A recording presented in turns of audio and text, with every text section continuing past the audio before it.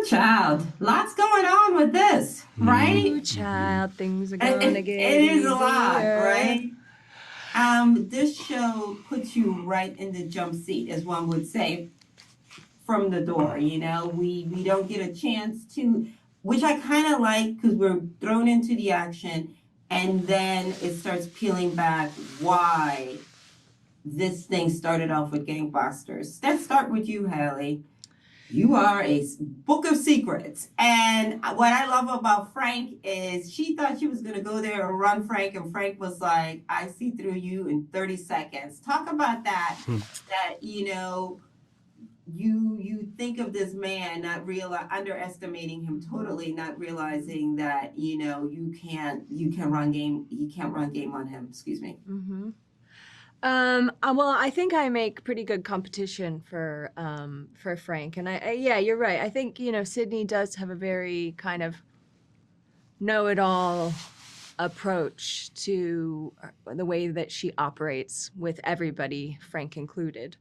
But yeah, I think they're incredible foils to each other. But what I love about their interactions is with each scene, they both reveal each other's humanity. In this crisis, um, they, because of this crisis, they have to face the truth about themselves and the secrets that they contain. And Dominic, talk about your character a little bit. I think unlike we slowly understand. Do you know what I mean? And on top of everything that's going on, the politics, there's also the harshness of Alaska, which is super unforgiving, and it's so, which I feel like is like the tenth character in this, because on top of all these people fighting against one another, the one thing they really can't control are the elements. Yeah, certainly not for we had quite a bit of a problem with the elements, as you do, and they tried so hard to get the fact that we moved everything. We were in Canada for Alaska. We had planes. We had the most incredible sets. And then we had to have snow. And for the first time ever in Canada's history, there was no snow. There was, and then it would melt overnight. So it was a massive production. And it was so all credit to everyone involved, because you saw this upheaval, you saw this panic. Like, where's the snow gone? This is meant to be thick snow. But they worked out a way. And the incredible thing about film is they managed to shred some diapers and create snow and freeze some, I'm not joking. And they made snow, they made a background, it worked fine, but the elements we were at the mercy of the elements. What was the other part of the question? The people, and also the people and the communities in Alaska are so resilient and so full of grit that they, I think, Made us feel. teach Sydney and Levi a lot. They teach them a lot about themselves and how they work together, and how it's not every man for themselves. And I think that they hold a mirror up to Sydney and say, like, what are your priorities, and how, the choices that you make they have an effect. It shames us. Yeah. But if you hadn't made those decisions, like I rewatched the moment where you, what's he called? The Havelock that's not Havelock, the not Havelock. Fake law. If you didn't whack the axe in this brilliant way that you do, and the dog goes for him, they'd all be absolutely finished. Yeah. So there is the community, there is the way of the old-fashioned way, but you are ahead of the game as well. They're all brilliantly flawed, strange characters, but you love them. And just as you said, it reveals more about them. It works backwards, this. So you go from Mike, the character I'm playing, to despising him as an evil man in shackles. Really terrifying. And then slowly it's revealed, there's loads revealed, that he's actually trying to do what's best. And I think that's the thing is, I think, going back, I think with your character, Havoc, it's also the idea that we're having this very interesting conversation right now in the world, right? About what our government tells us, Mhm. who our government tells us is for us and against us. Not So understanding convoluted. that. Yeah. Yeah, understanding that a lot. I think, it kind of started with in the 1960s, and we now understand that often our government makes decisions on our behalf in the name of safety, whatever else you want to Amen. throw in That's there. beautifully said. Yeah. But But now, but they're really just using people like Havelock Mhm. in order to whatever it is that they want to accomplish. That's the best way To that I can say it manipulate without, and to yeah, lie and exactly, to, manipulate the yeah. situations and being like, you're disposable. You're just another pawn in the chess game. And that's why they're using Haley's character because she too, they're both that. And I think that's why they're good adversaries because they both understand what they're being used for. Talk about that a little bit because there's always this public perception, part of, what Frank is like, who cares about the politics? There are people like regular people are becoming casualties of this crazy dance that you guys are doing and why, you know what I mean? Talk it's, about that a little bit, how we just will justify the lie. I don't know whether it justify. I mean, I think that everything you said then is amazing. That's the thing that we've been realizing. I hope this brings up that conversation. You mentioned the 60s when when it was revealed to us that this was happening. This has always been happening. Politicians have always been doing, but we're at the moment, we're in a particularly terrifying situation where kind of the Cold War's happening again with regards to AI and the race for that. We're being lied to about what is good, who is bad, what is right and wrong. You've got a separation of the world completely and utterly. One side saying and it's chaos. We are in absolute chaos. This is saying, yes, it's such a good argument because Frank's going, what about people, innocence, just mankind? We do need to go back to that. It's absolutely essential because otherwise, I don't know what's going to happen. But the argument is don't be naive. Of course, governments have to make these decisions. They know more than we know about anything. But this is the result. We are now, I think, experiencing the results of that attitude. And the future looks pretty terrifying, in my opinion. So I hope, and I love that you've mentioned this, you're the only person who really has brought this up in such detail, that those two worlds, our world and Frank's world, are the two things which we are all questioning at the moment. And our morality should probably go back to Alaska, the world, caring for each other, love. Because it's all I think we're going to be able to exist upon. I think. I don't know enough.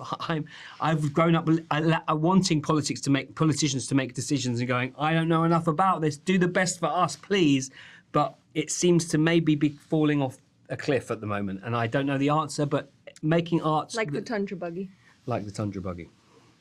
No. I mean, I think so. I think this series, amidst the action, the element, and I think this is why the weather is so great because that's the one thing you cannot control. Yeah. That's forcing people to be more honest and admit the things. I thank you so much for your time. Thank you. That's the most. I think that's amazing what you just said. I think it's absolutely I it. appreciate it. Yeah, really, really Thank brilliant. you.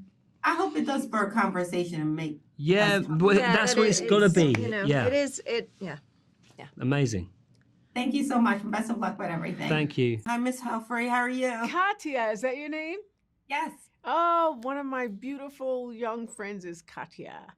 Katya Oh, Washington. thank you so much. I You look appreciate it. It's an beautiful. honor speaking with you today. Longtime fan. Thank you. Let's talk a little bit about now. We love you, but your character is a house of standing on a house cards of lies. Just twisting and manipulating and thinking like, she very much underestimated our Marshal because she thought, well, like, hey, you're just gonna go up there and we're just gonna, run the show from the back. Talk a little bit about that, how people in big government positions a lot of times underestimate or think that people who are in Frank's role are, naive or because they can't do better. And because one of the key things, I'm paraphrasing, she said was they only had like 2 killings and, this type of thing. Like he's not that smart. He only pulled his gun twice in 5 years or something like that. Exactly. Yeah. Talk about that because he's a lot smarter than what she set out for him to be. I didn't think he wasn't smart. I knew he was untested. And we're talking about, I'm trying to stop a catastrophe on a global stage. And no, I'm not going to entrust that. I sent my protege up there. I sent Sydney up there. Haley Bennett, by the way, plays her beautifully. Sydney is, Bradford sees herself in Sydney. She was my person that I knew from the time she was a 7-year-old girl, that she had that thing that made her my top asset in the field, which is steadiness, unafraid to push a button, non-sentimental, all of those things, and was able to live in the gray area. It's like, no, sometimes you have to do this. And the ethics, well, ethics isn't to them, it isn't a static set of rules. It is thinking the best course of action in a moment for you to get your goals. And so I sent her up there, and then she got all emotional and weird on me. So Jack Bradford had to go with her assistant Griffin, who helped run that project that was really off the books in the CIA, to go up there. And even when Jack gets there and she sees Frank, played beautifully by the heroic Jason Clarke, she even, people like her know how to coerce people and seduce people. So she started out one way, and he had to say, wait a minute. This is my house, Miss CIA, Miss DC. And I even had, even all of our Alaska clothing we had was all brand new, And so, but then when he pulled her chain a little, it was like, okay, let me go about this a different way. So she tries to figure a way around it. But there's a lot of manipulation throughout the entire telling of the story of the 10 episodes. There's a lot of secrecy and manipulation, illegalities, all of those things. And it is just absolutely driven with action and cliffhangers and thrillers. So it makes for great watching. I keep saying cinematic because it's that big. It feels like one long film that has been cut into pieces just so you can, go get a drink of water. Absolutely. Well, I love this for you. It's like when you always play strong women really, really well. You know what I mean? Very unapologetic. And she's definitely, she stays 10 toes down, regardless of if you think she's right or wrong. And again, I've been a long time fan, going back to St. Elsewhere and all the other projects. So it's an honor to speak with you today, Miss Alfred. Again, loved you in this, and best of luck with everything. Katya, let's keep talking sometime. Absolutely. Appreciate you. All right, darling. Love. I need to know what happened up there.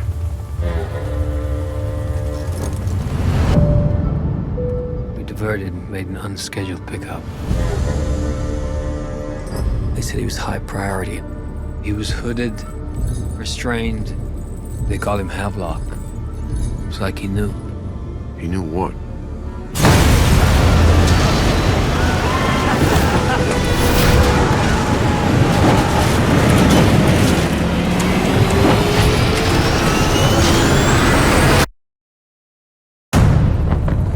Everyone, circle up! We have a down plane 2 miles south from here. It is used to move inmates around the country. 11 a capture, 18 still missing. This is gonna be their one shot at freedom. Mr. Remnick, Sidney Schofield, CIA. Havelock's out there executing a plan. Do whatever it takes to secure the perimeter. Knock, knock! Schofield, this is Alaska. There is no perimeter. People up here are different. Morning, Frank. And I took an oath to protect them. This will consume you. I can see it. Stop!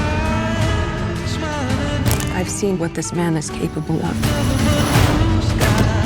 I see what's going on. I'm looking for 18 prisoners. And the CIA's looking for one. Clock is ticking.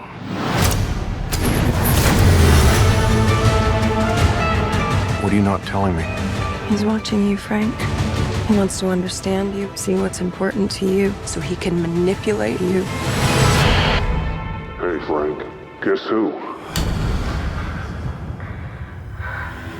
I love you. Where's my wife? We don't know what his endgame is.